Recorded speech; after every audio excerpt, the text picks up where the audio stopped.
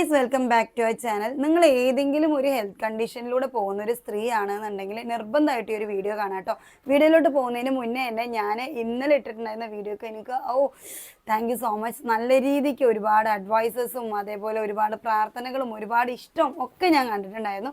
Thank you so much. അപ്പോൾ അതിൽ കുറേ ആൾക്കാർ ചോദിച്ചിട്ടുണ്ടായിരുന്നതാണ് എങ്ങനെയാണ് ഫാമിലിയെ കൺവിൻസ് ചെയ്ത് മക്കളെ എങ്ങനെയാണ് പറഞ്ഞാൽ അനുസരിക്കുന്നത്, നിങ്ങളുടെ ഈ സിറ്റുവേഷനിൽ നിങ്ങൾ മക്കളെ എങ്ങനെയാണ് ഹാൻഡിൽ ചെയ്യുന്നത് എന്നുള്ളതൊക്കെ. അപ്പോൾ എൻ്റെ ലൈഫിൽ ഞാൻ പ്രാക്ടിക്കലി പോസിബിൾ ആക്കുന്ന അല്ലെങ്കിൽ എനിക്ക് പുറത്തുനിന്ന് ഹെൽപ്പ് സീക്കുന്നത്, വീട്ടിൽ നിന്ന് ഹെൽപ്പ് കിട്ടുന്നതൊക്കെ എന്തുകൊണ്ടാണെന്നുള്ളത് ഞാൻ ആദ്യം പറഞ്ഞുതരാം കേട്ടോ. ഒന്നാമത്തെ കാര്യം, ഞാൻ പൊതുവേ സോഷ്യലായിട്ട് നിൽക്കുന്ന ഒരാളാണ്. ഞാൻ എല്ലാ ആളുകളോടും നന്നായിട്ട് സംസാരിക്കും. എന്നെ കൊണ്ട് പറ്റുന്നതിൻ്റെ പരമാവധി എന്താ പറയുക, എല്ലാവരും പറയുന്ന പോലെ പുല്ലിനോടും ജലേനോടും വരെ ഞാൻ വർത്തമാനം പറയാൻ നോക്കുന്ന ആളാണ്. ഇപ്പം മെമ്പറും കൂടെ ആയപ്പോൾ ഞാൻ കുറച്ചും കൂടെ ശ്രദ്ധിക്കാറുണ്ട് കേട്ടോ. കാരണം അവൾ മെമ്പർ ആയതിനു ശേഷം എന്താ പറയുക, നമ്മളെ നോക്കുമ്പോൾ ചിരിക്കുന്നില്ല, മിണ്ടുന്നില്ല, അങ്ങനെയൊക്കെ പരാതികൾ വരാൻ ചാൻസസ് ഉള്ളതുകൊണ്ട് ഞാൻ എൻ്റെ കഴിവിൻ്റെ പരമാവധി ഞാൻ ശ്രദ്ധിക്കാറുണ്ട്. പിന്നെ ഈ വെയിലും ചൂടൊക്കെ ആവുന്നതിൻ്റെ ഇടയിൽ ആരെങ്കിലുമൊക്കെ മിസ് ചെയ്ത് പോയിട്ടുണ്ടെങ്കിലുള്ളൂ റോട്ടിൽ കൂടെ ഒക്കെ പോണ സമയം. പക്ഷെ എൻ്റെ ഇപ്പോഴത്തെ ഒരു സിറ്റുവേഷനിൽ ഈ ഒരു ഹറിബറി ആയിട്ട് അല്ലെങ്കിൽ ഇങ്ങനെ ഭയങ്കര ആക്റ്റീവായിട്ട് നിൽക്കുന്ന ഞാൻ പലപ്പോഴും ഡൗൺ ആയിട്ട് പോകാറുണ്ട് കേട്ടോ. അപ്പോൾ ഈ ഡൗൺ ആയിട്ട് പോകുന്ന സമയത്ത് സ്വാഭാവികമായിട്ടും നമ്മളെ സ്നേഹിക്കുന്ന അല്ലെങ്കിൽ നമ്മളോട് ഇഷ്ടമുള്ള ആൾക്കാരൊക്കെ നമ്മുടെ അടുത്ത് ഇങ്ങോട്ട് ചോദിക്കും, എന്താ പറ്റിയ മോളെ.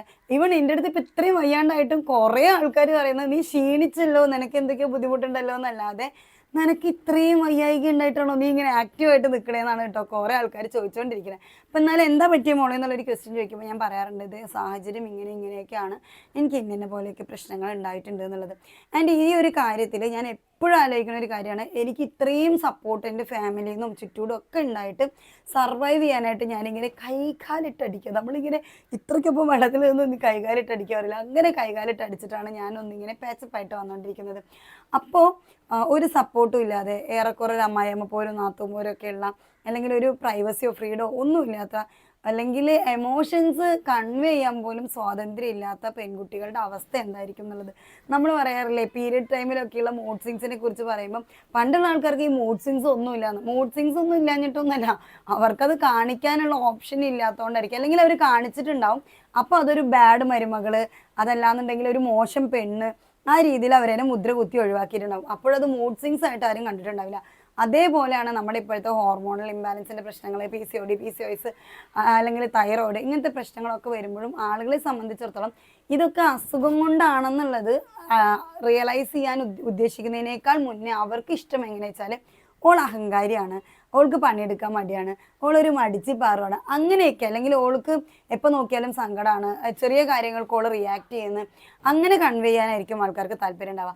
അതല്ലാതെ നിങ്ങളുടെ ആരോഗ്യസ്ഥിതി മനസ്സിലാക്കാനോ നിങ്ങൾക്കൊരു ട്രീറ്റ്മെൻറ്റ് എടുത്തു തരാനോ അല്ലെങ്കിൽ അത് ട്രീറ്റ് ചെയ്ത് ഓക്കെ ആക്കിയാൽ നിങ്ങൾ അടിപൊളിയാവുമോ എന്നുള്ളത് മനസ്സിലാക്കാനോ, ഇത് നിങ്ങളൊരു പ്രോഗ്രസീവ് സ്റ്റേജിലാണെന്ന് തിരിച്ചറിയാനൊന്നും ആളുകൾ തയ്യാറാവില്ല എന്നുള്ളതാണ്. അപ്പോൾ എനിക്ക് കിട്ടിയ പ്ലസ് നിങ്ങൾക്ക് ഇല്ലയെന്നുണ്ടെങ്കിൽ നിങ്ങൾ അറ്റ്ലീസ്റ്റ് കുറച്ച് സൗണ്ട് കൂട്ടിയിട്ടെങ്കിൽ ഈ വീഡിയോ നിങ്ങളുടെ വീട്ടിൽ വെച്ച് പ്ലേ ആക്കിക്കോട്ടോ. ഒന്നാമത്തെ കാര്യം, നിങ്ങൾക്ക് ഈ ഒരു പ്രശ്നമുണ്ട് എന്നുള്ളത് നിങ്ങൾ ഡയഗ്നോസ് ചെയ്യാൻ ചിലപ്പോൾ വല്ലാതെ ടൈം എടുക്കും. നമ്മൾ സ്ത്രീകൾ ഈ കുട്ടികളുടെയും മക്കളുടെയും അല്ലെങ്കിൽ അടുക്കളപ്പണിയുടെയും ജോലിയുടെയും ഒക്കെ പിന്നാലെ ഓടുന്നതിൻ്റെ ഇടയിൽ നമ്മുടെ ബുദ്ധിമുട്ടുകളൊന്നും നമ്മൾ തിരിച്ചറിയില്ല. നമ്മൾ എന്തിൻ്റെങ്കിലൊക്കെ, ഞാൻ ഒന്ന് കുറച്ചധികം പണിയെടുത്തുകൊണ്ടാണ് എനിക്ക് ബുദ്ധിമുട്ട്, അല്ലെങ്കിൽ കെട്ടിയനായിട്ട് വഴക്കിട്ടുകൊണ്ടാണ് എനിക്ക് പ്രശ്നം. എന്തുകൊണ്ടാണ് നമ്മൾ വഴക്കിട്ട്, എന്തുകൊണ്ടാണ് നമ്മൾ പണിയെടുത്തപ്പോൾ നമുക്ക് വയ്യായി വന്നത്, എന്തുകൊണ്ടാണ് നമുക്ക് ചെറിയ കാര്യങ്ങൾ പോലും ഇത്രയും ഹേർട്ടായ, ഇതൊന്നും നമ്മൾ ആലോചിക്കുന്നില്ല. ഇനി മുതൽ നിങ്ങൾ ആലോചിക്കേണ്ട കാര്യമാണ് എന്തുകൊണ്ടാണ് ചെറിയ കാര്യങ്ങൾക്ക് നിങ്ങൾ റിയാക്ട് ചെയ്തതെന്നുള്ളത് നിങ്ങൾ ആലോചിക്കുക. എന്നിട്ട് ഇനി നിങ്ങൾ ഒന്നും ചെയ്തിട്ടില്ല എന്നുണ്ടെങ്കിലും ഒരു 6 മന്തിൽ അല്ലെങ്കിൽ ഒരു 1 ഇയറിലെങ്കിലും നിങ്ങൾ പ്രോപ്പറായിട്ട് നിങ്ങളുടെ ഹെൽത്ത് ചെക്കപ്പ് ചെയ്യുക. അപ്പോൾ നിങ്ങൾക്ക് എന്തെങ്കിലും ബുദ്ധിമുട്ടുണ്ടെന്നുണ്ടെങ്കിൽ ഫൈൻഡ് ഔട്ട് ചെയ്യാൻ പറ്റും. ഇപ്പോൾ ഒരു പ്രശ്നം വന്നിട്ടുണ്ടെങ്കിൽ സീരിയസ്ലി ഞാനൊരു 1 മന്ത് ആയിട്ടുള്ളൂ എൻ്റെ വൈറ്റമിൻ ഡിയുടെ മെഡിസിൻ എടുക്കാൻ തുടങ്ങിയിട്ടും മറ്റ് സപ്ലിമെൻറ്റ്സും മെഡിസിനൊക്കെ എടുക്കാൻ തുടങ്ങിയിട്ട് ഓൾമോസ്റ്റ് ഒരു 4 വീക്സ് ആയിട്ടേ ഉള്ളൂ. ഈ ഒരു 4 വീക്സിൽ എനിക്ക് ഒരുപാട് ചേഞ്ചസ് വന്നിട്ടുണ്ട്, ഒരുപാട്.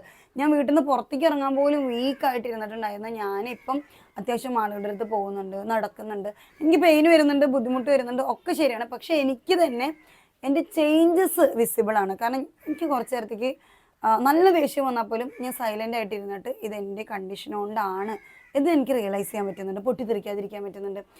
കരച്ചിലും ബഹളവും ഒച്ചയും ബഹളവും ഒക്കെ ഇഷ്ടപ്പെടുന്ന ആൾക്കാരത്തുണ്ടെങ്കിലും അവസരം മനസ്സിലാക്കി അത് കാണിക്കാൻ എനിക്കിപ്പം പറ്റുന്നുണ്ട് എന്നുള്ളതാണ് ഏറ്റവും വലിയൊരു കാര്യം.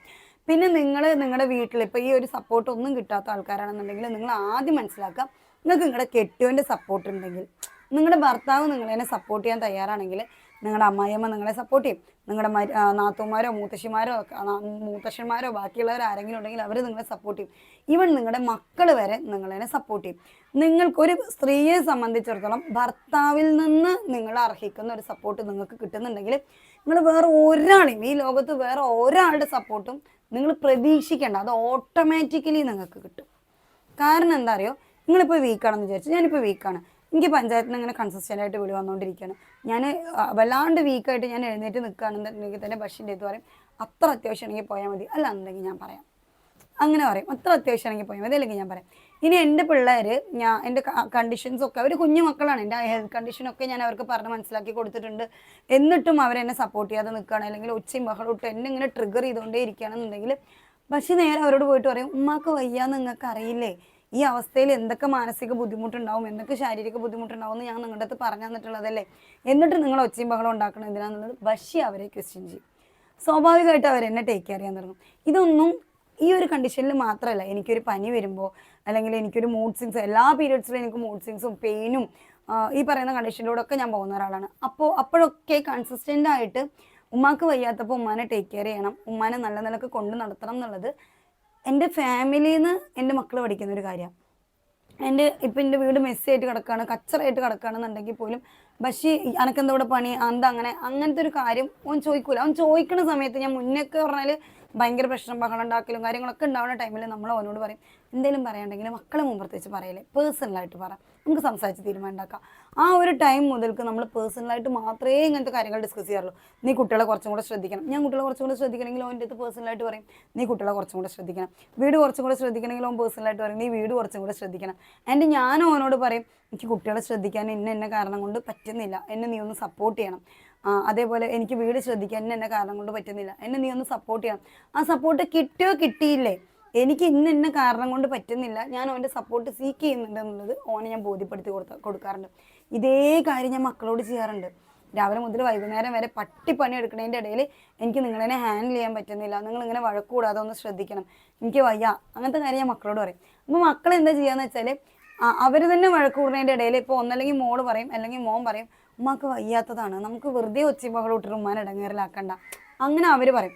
ഇതേ സാധനം തിരിച്ച് അവർക്കും കൊടുക്കും. ഇപ്പോൾ പണിയെടുത്ത് വന്ന് പക്ഷേ നല്ല ടയേർഡായിട്ട് കിടന്നുറങ്ങുകയാണെങ്കിൽ കുട്ടികൾ ഒച്ചയും ബഹളം ഉണ്ടാക്കുന്ന സമയത്ത് ഞാൻ അവരോട് പറയും വാപ്പ അത്രയും ടയേർഡായിട്ട് വന്ന് കിടന്നുറങ്ങുന്നേ, നിങ്ങൾ ഒച്ചയും ബഹളം ഉണ്ടാക്കല്ലേ, പുറത്ത് പോയിട്ട് കളിച്ചോ, മുറ്റത്ത് നിന്ന് കളിച്ചോ മാടെ മക്കൾ, അങ്ങനെ പറയും.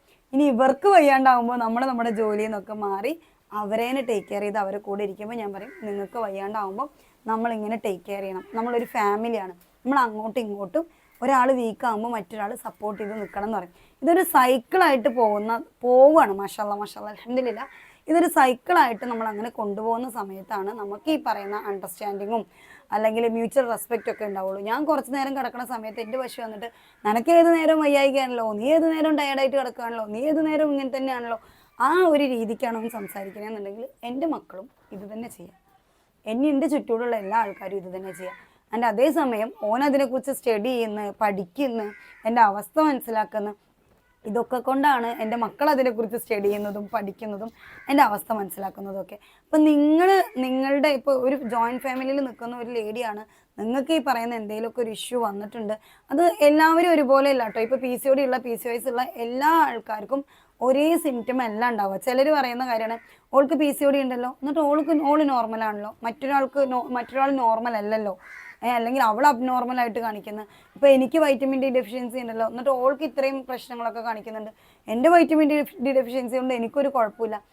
നിങ്ങൾക്ക് മാസത്തിൽ ആർത്തവം വരുന്ന സമയത്ത് ചില സ്ത്രീകളെ സംബന്ധിച്ചിടത്തോളം അവർക്ക് പീരിയഡ്സ് ആവണമെന്ന് അറിയ പോലുമില്ല, ഒരു കുഴപ്പമുണ്ടാവില്ല, ബ്ലീഡിങ് നോർമലായിരിക്കും, വേദന ഉണ്ടാവില്ല, മൂഡ് സ്വിങ്സ് ഉണ്ടാവില്ല, സാധാരണ ദിവസം പോലെ പോകും.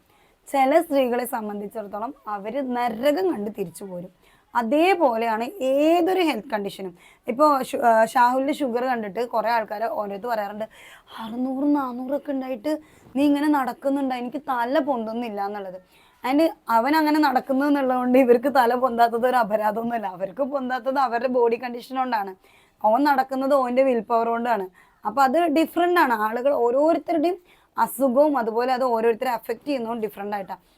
ക്യാൻസർ വന്നിട്ട് നിൽക്കുന്ന ആൾക്കാരാണെങ്കിൽ പോലും ചിലർ അതിനോട് ഫൈറ്റ് ചെയ്ത് ആ ക്യാൻസറുടെ വയ്യായികയൊക്കെ മാറി അവർ ഈസി ആയിട്ട് തിരിച്ചു പോരും. അവരുടെ വിൽ പവറും അവരുടെ ബോഡിയുടെ സ്ട്രെങ്ത്തും അവരുടെ പെയിന് ടോളറേറ്റ് ചെയ്യാനുള്ള കഴിവും ഒക്കെ അതിൻ്റെ ഭാഗമായിട്ട് വരും. അതിൻ്റെ ചില ആളുകൾ മാനസികമായിട്ട് തന്നെ ആദ്യം മരിക്കും, പിന്നെ കുറച്ചായിട്ട് ശരീരം കൊണ്ടും മരിക്കും. അപ്പോൾ ഇതൊക്കെ ബോഡി ടു ബോഡി ഡിഫറെൻ്റ് ആണ്. എൻ്റെ ഉപ്പാക്ക് ലങ് ക്യാൻസർ വന്നിട്ട് മരിച്ചു പോയി എന്നുള്ളതുകൊണ്ട് ലങ് ക്യാൻസർ വന്ന എല്ലാ ആൾക്കാരും മരിച്ചു പോകില്ല. ആൻഡ് ചില ആൾക്ക് ഇനിയിപ്പം എന്താ പറയുക PCOD വരുമ്പോൾ അവർക്ക് മൂഡ് സ്വിങ്സും പ്രശ്നങ്ങളൊക്കെ ഉണ്ടെന്ന് വെച്ചിട്ട് എല്ലാവർക്കും ഉണ്ടായിക്കൊള്ളുന്നില്ല. ഉള്ളവരെ ഉള്ള പോലെ ട്രീറ്റ് ചെയ്യുക, ഇല്ലാത്തവരെ കയറിയിട്ട് ഞങ്ങൾക്കൊന്നുമില്ലല്ലോ അതുകൊണ്ട് എനക്കൊന്നും ഉണ്ടാവാൻ പാടില്ല എന്നുള്ളൊരു സാധനം പറയാതിരിക്കുക. ഇത്രയൊക്കെയാണ് കേട്ടോ. നിങ്ങൾക്ക് എവിടെ നിന്ന് ഹെൽപ്പ് വേണമെങ്കിൽ നിങ്ങൾ ചോദിക്കുക. എല്ലാവരും ഒന്നും തരൂല. സീരിയസ്ലി നിങ്ങൾ ഹെൽപ്പ് ചോദിക്കുമ്പം എല്ലാവരും ഒന്നും ആ മോളെ നീ ഹെൽപ്പ് എടുത്തോ ഒന്നും പറയില്ല. ഇപ്പം എൻ്റെ അടുത്ത് വരെ ചില ആൾക്കാർ പറയുന്നുണ്ട് എനിക്ക് വയ്യ പറയുമ്പോൾ എനിക്ക് വയ്യാന്നുണ്ടെങ്കിൽ നീ അവിടെ വന്ന് നിന്നോ, എനിക്ക് നടക്കാൻ വയ്യാന്നുണ്ടെങ്കിൽ വെയിക്കണത്ര നടന്നാൽ മതി, അങ്ങനെയൊക്കെ കുറേ ആൾക്കാർ പറയാറുണ്ട്. അതിൻ്റെ അതേസമയം കുറേ ആൾക്കാർ പറയുന്നത് എനിക്ക് വയ്യാന്നുണ്ടെങ്കിൽ നീ റെസ്റ്റ് എടുത്തോ എന്നുള്ളത്. നമ്മുടെ ഹെൽത്ത് കണ്ടീഷന് നമുക്ക് എന്താണോ ഓക്കെ അതിനനുസരിച്ച് ചെയ്യാം. ഒന്നാമത്തെ കാര്യം എന്താ പറയുക, ഇപ്പം നിങ്ങളുടെ ഹെൽത്ത് കണ്ടീഷനിൽ ഇതാണ്, നിങ്ങളൊട്ടും ഓക്കെ അല്ല, നിങ്ങൾ റെസ്റ്റ് എടുക്കുകയാണ്, നിങ്ങൾ തീരെ വയ്യാത്ത ഒരാളാണ്, അപ്പം നിങ്ങളെക്കുറിച്ച് കുറേ ആൾക്കാർ കുറ്റം പറയുന്നുണ്ടാവും. അവൾ മടിച്ചാണ്, അവൾ റിയാക്ട് ചെയ്യുന്ന, അവൾക്ക് മൂഡ് സ്വിങ്സ് ഉണ്ട് എന്നൊക്കെ പറഞ്ഞിട്ട് കുറ്റം പറയുന്നുണ്ടാവും. ഇവരിതൊരു 5-6 മാസം പറയും. ഇത് പറഞ്ഞു കഴിഞ്ഞാൽ അവർ നിർത്തും.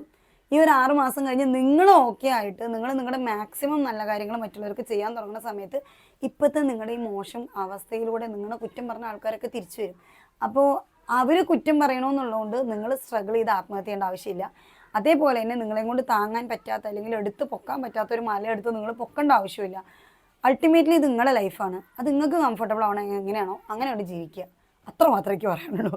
ഓക്കെ, ഇൻഷാ അല്ലാഹ് അടുത്തൊരു വീഡിയോ ആയിട്ട് വരാം. അസ്സലാമു അലൈക്കും.